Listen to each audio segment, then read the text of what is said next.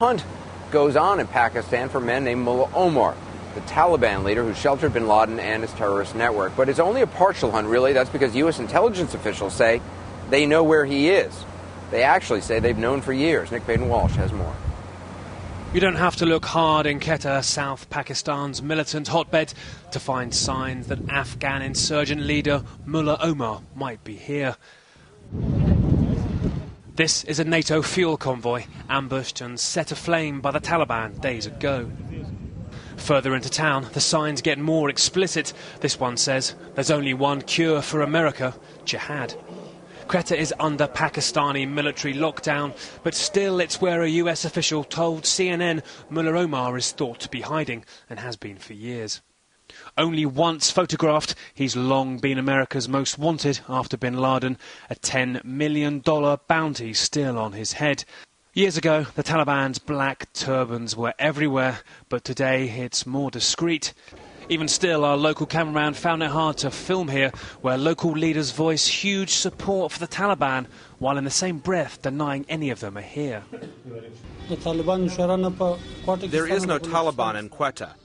This is false propaganda generated by international groups, used to justify drone attacks in the tribal areas. The Americans created the whole drama of 9/11 just for an excuse to attack Afghanistan.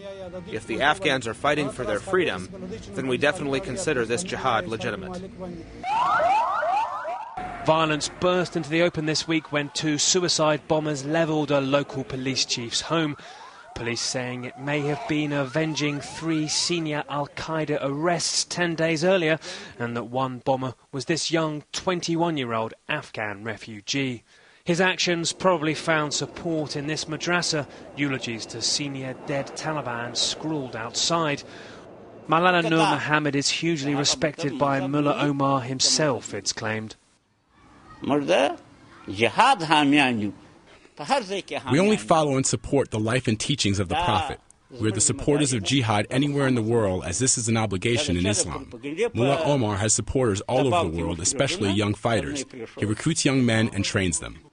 A troubling thought as terror fears grip the US again, and even if the CIA knew where Omar was in this city, it's too packed for drones to bomb and too hostile for the kind of bold raid that got bin Laden, leaving Mullah Omar's fate, like so much, in Pakistan's hands. And Nick Baden-Walsh joins us now live from Islamabad, Pakistan. What role do we know does Mullah Omar actually have in the Taliban currently? It's a good question. I mean, he's a very symbolic leader, key figure, their icon, so to speak. But there is questions as to whether or not he has full operational control on a day-to-day basis. NATO having spent a huge amount of time taking out his deputies, killing or arresting them, and working on the sub-commanders below that. Frankly, the insurgency very fractured after a decade's worth of war. But if NATO do want to talk peace, which they say they do, it has to really be with him to be effective in some way. But you're going to have to ask yourself the question then, what happens to all those fighters out there, those younger Afghan men who've been fighting for years, who may not necessarily think it's the right time to agree a peace with an enemy who says they're leaving, Anderson?